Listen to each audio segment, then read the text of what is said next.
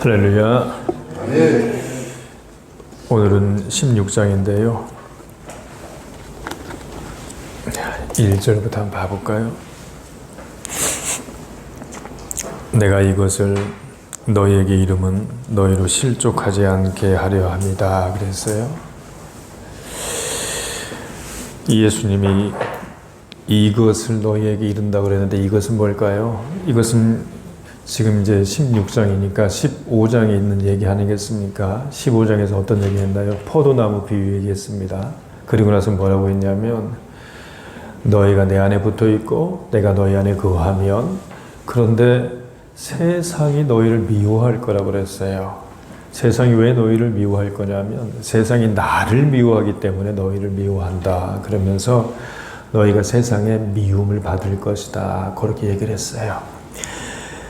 너희가 세상이 너희를 미워할 것을 미리 지금 얘기하고 있다. 그렇게 얘기하시면서 예수님이 미리 얘기한 것은 너희로 실족하지 않게 하기 위함이다. 그랬어요. 실족한다는 얘기는 어떤 얘기인가요? 실족한다는 얘기는요, 낙심한다, 멀어진다, 흔들린다, 버린다. 그런 얘기입니다. 실족한다는 얘기는요, 밑바닥이 흔들리는 거예요. 우리가 서 있는 그 땅이 흔들린다 이런 얘기입니다. 그래서 낙심한다, 멀어진다, 흔들린다, 버린다 이런 얘기예요. 무슨 말입니까? 결국 그러니까 예수님이 세상이 곧 있으면 너희를 미워할 거야. 너희들이 그냥 신앙생활하는 것이 결코 항상 평화롭고 좋기만 한 것이 아닐 거야. 너희들이 어려움을 당할 거야. 미리 얘기해 둔다. 경고해 둔다. 예견해 둔다. 그러니까 지금 예수님이 실족하지 않도록 그렇게 하는 거예요. 실족한다는 얘기는 여러분 나사로 얘기를 했던 요한복음 11장에도 실족한다는 얘기가 나오는데 그때는 어떤 얘기가 나오냐면요. 너희가 빛 가운데 걸으면 실족하지 않는다. 그런데 어둠 가운데 걸으면 실족한다. 이때 실족한다는 얘기는 역시 넘어진다는 얘기지요. 그래서 넘어지지 않도록 지금 이것을 얘기한다. 2절 봐보세요. 그러면 우리가 어떻게 세상이 미워할 것인가 그 얘기를 하면서 뭐라고 하냐면 2절에서는 사람들이 유대인들입니다. 너희를 예수 믿는 사람이죠. 그리스도인을 출교한다 그랬어요. 그러니까 세상이 우리를 어떻게 미워한다는 얘기입니까? 출교를 하고 그리고 때가 이르면 물은 너희를 죽이는 자가 있다 그랬어요. 그러니까 어떤 얘기인가요? 결국 세상이 우리를 미워하는 방식이 뭡니까? 출교하거나 순교, 죽는 것, 죽이는 것까지도 벌어지더라 이겁니다. 이 당시 출교라는 것이 보통 일이 아닌 거예요. 출교를 당하면 유대인 사회에서 출교를 당하면요. 그 사람이 죽어도 사람들이 가지 않습니다. 예, 죽어도 그 사람한테 죽은 사람인데도 죽었는데도 가지 않고 아예 남몰라 하는 거예요. 그러니까 아예 공동체에서 완전히 매장하는 것이지요.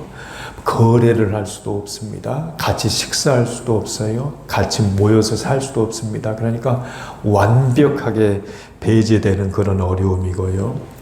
너희를 죽인다고 했는데 순교를 당하는 일들도 벌어지더라. 이런 얘기입니다. 4절 한번 봐보세요. 4절에서 그때 그 일이 내가 지금 이렇게 얘기하는 것은 너희가 예수를 잘 믿는데 세상이 미워할 거야. 그런 얘기를 지금에서 계속해서 하는 것이지요. 그리고 나서 이제 유대교에서 출교한다는 얘기 다시 한번 말씀드리면 이런 얘기입니다. 유대인들은요, 자기들이 율법을 잘 지킨다고 생각하는 사람들이잖아요. 그러니까 이 사람들은요, 나는 금식도 합니다. 기도도 합니다. 11조도 올립니다. 구제도 합니다. 그러니까 나는 의인입니다. 나는 죄인이 아니에요. 나는 천국이 내 거예요. 이렇게 생각하는 사람들이 유대인들입니다. 유대교를 믿는 사람들 그렇게 생각했는데 예수님이 와서 뭐라고 얘기하셨나요? 회칠한 무덤과 같다. 독사의 자식과 같다. 위선자다. 이렇게 얘기하면서 너희들은 아니야 라고 얘기하니까 세상의 유대인들이 별로 좋아할 수가 없지요. 예수님은 유대인들한테 죄인이다 얘기하고 유대인들은 우리가 의인이고 천국의 주인이라고 생각하니까 부딪힐 수밖에 없지요. 그래서 유대인들이 예수님을 그렇게 미워했던 것이고, 순교한다는 얘기는 이런 얘기예요. 로마 시대 아닙니까? 예수님이 돌아가실 때가. 그리고 나서 로마의 황제를 숭배하던 시대 아닙니까? 에베소나 요한계시록에 나와 있는 얘기들을 보면 에베소나 서바나는 엄청나게 큰 도시였습니다. 그런데 거기에서는요, 황제를 숭배를 해야 되는 거예요. 황제를 숭배한다는 얘기는 뭐냐면, 자, 황제가 나의 주인입니다 하고 무릎을 꿇고 절을 해야 된다는 얘기예요. 쉽게 얘기하면 일제시대 때 신사참배하고 비슷하죠. 신사참배할 때 일본의 천황이 나의 주인입니다 라고 얘기를 해야 되는 이런 상황 앞에서 우리 선배 기독인들은, 목사님들은 아니라고, 예수님이 주인이지 무슨 얘기하냐고 그것을 거부했던 사람들이 있어서 순교당하는 경우, 박해를 당한 경우가 많지 않습니까? 그 얘기를 생각하면 됩니다. 순교를 당한다는 얘기는 예수님이 나의 주인이에요 라고 얘기해야 되는데 황제가 나의 주인이라고, 아니 그냥 눈 한번 딱 감고 한 번만 얘기하면 되는데 왜 그것을 못하냐고, 융통성이 그렇게 없냐고, 왜 그렇게 머리가 안 돌아가냐고 사람들한테 박해를 받을지언정 순교를 아예 했던 경우들이 있지 않습니까? 이런 상황에서 출교와 순교 얘기가 나오는 겁니다. 이런 상황에서 가장 우리에게 필요한 것이 뭐냐면 성령님의 도움입니다. 그래서 7절 한번 봐보세요. 이런 세상이 오면 출교와 순교와 박해가 많이 되면 될수록 더욱 박해가 심해질 때 세상 사람들은 너희들 도대체 예수 왜 믿냐고 그렇게 얘기하고 교회를 욕하고 그러할 때가 오면 7절 이제 핵심적인 얘기가 나옵니다. 보혜사가 오신다 이거예요. 실상은 내가 떠난다. 예수님이 지금 돌아가시는 것 아닙니까? 예수님이 돌아가시는데, 그런데 누가 오신다는 얘기입니까? 보혜사, 성령님이 오신다는 얘기예요. 보혜사란 말은 그 문자 그대로는 어떤 뜻이냐면 우리를 돕는다, 보호한다, 보조한다, 은혜로 우리를 도와주시는 분, 그것이 보혜사입니다. 이 보혜사가 오셔서 어떤 일을 하는가 한번 8절 한번 봐보십시오. 우리 8절은 같이 한번 읽어봅시다. 시작. 그가 와서 죄에 대하여 의에 대하여 심판에 대하여 세상을 책망하시리라. 아멘. 책망한다는 얘기는요, 드러낸다는 얘기입니다. 드러낸다. 그러니까 세상의 의와 죄와 심판을 드러낸다. 그 얘기도 되고요. 그리고 또 책망한다는 얘기는 유죄를 선언한다는 얘기입니다. 자, 세상에 죄가 있다. 심판이 있다. 당연히 이렇게 유죄를 선언한다. 책망한다는 그런 이야기입니다. 죄에 대해서 책망한다, 죄를 드러낸다는 얘기는 어떤 얘기일까요? 성령님이 오시면 우리가 죄가 무엇인지 분명하고 정확하고 복음적으로 그렇게 해석한다는 얘기예요. 그래서 9절 한번 봐보세요. 9절에서 뭐라고 그랬습니까? 죄에 대하여라면 그들이 나를 믿지 않는 거다 이거예요. 요한복음에서 얘기하는 죄는 뭡니까? 간단합니다. 예수를 믿지 않는 거예요. 예수를 믿지 않는 것이 가장 큰 죄입니다.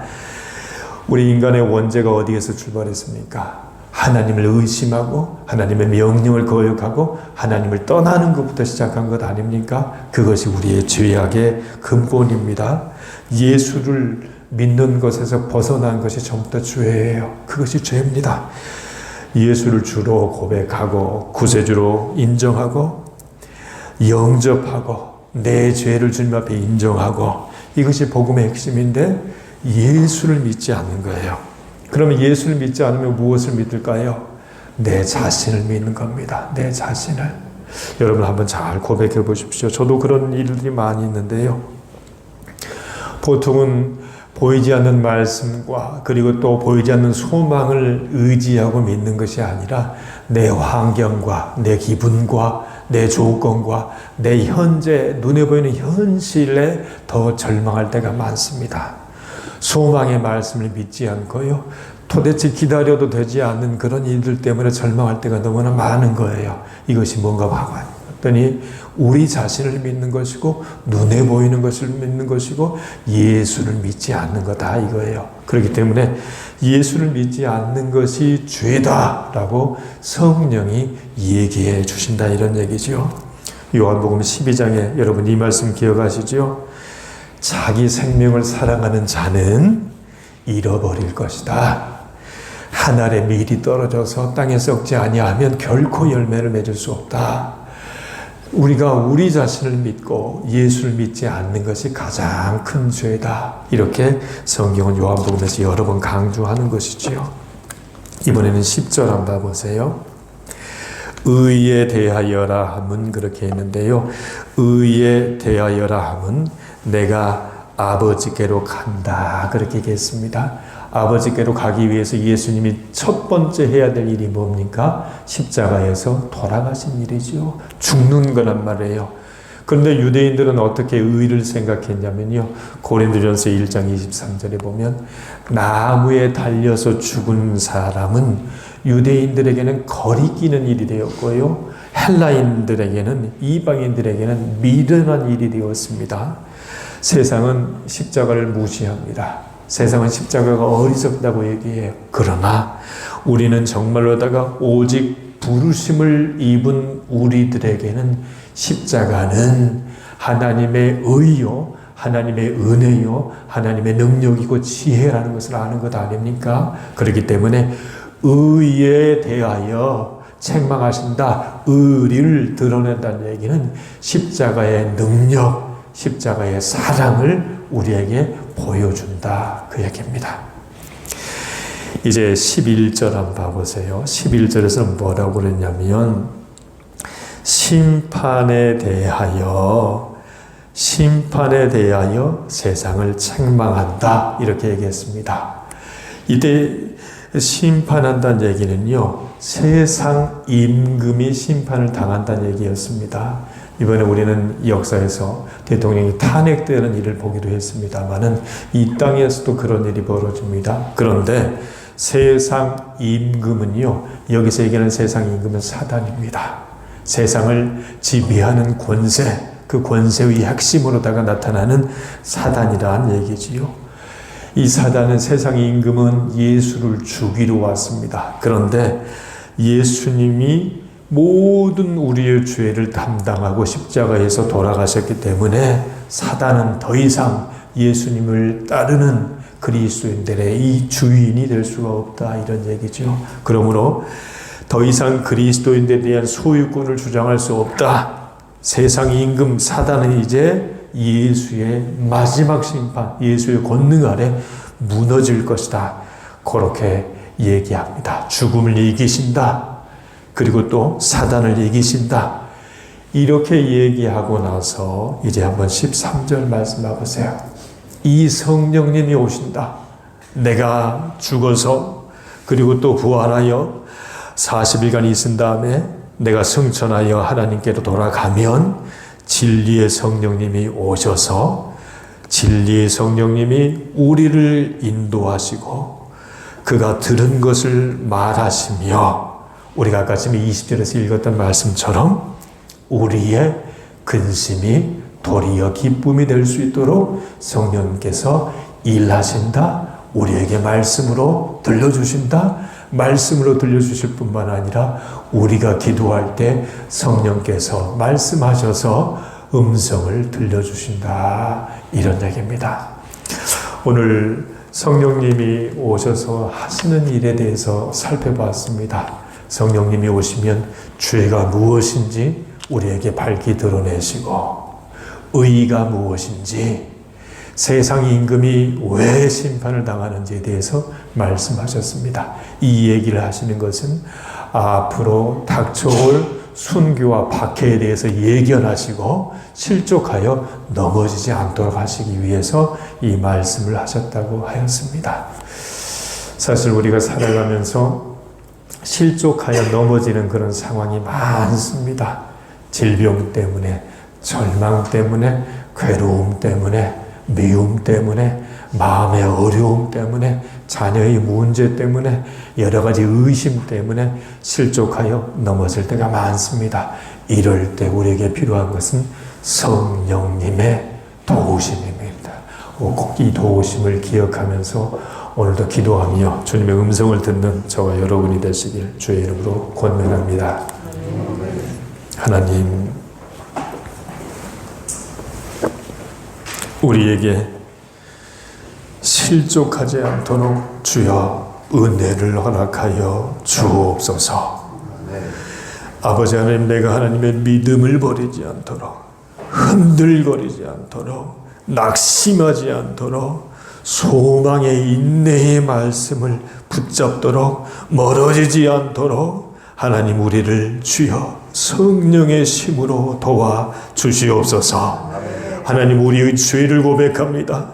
예수를 믿지 아니하고 나의 현실을 또한 하나님의 믿음의 근본이 되고 자기 자신이 믿음의 근본이 되고 아버지 나의 절망과 감정이 아버지 믿음의 근본이 되는 우리를 용서하여 주시옵시고 오직 십자가의 능력으로 하나님이여 예수 십자가로 또 하나님의 세상 임금을 심판하실 영원한 권세를 믿고 또한 그 권세의 힘을 우리에게 주실 성령님을 의지하여 살아갈 수 있도록 하나님 인도하시고 역사하여 주시옵소서.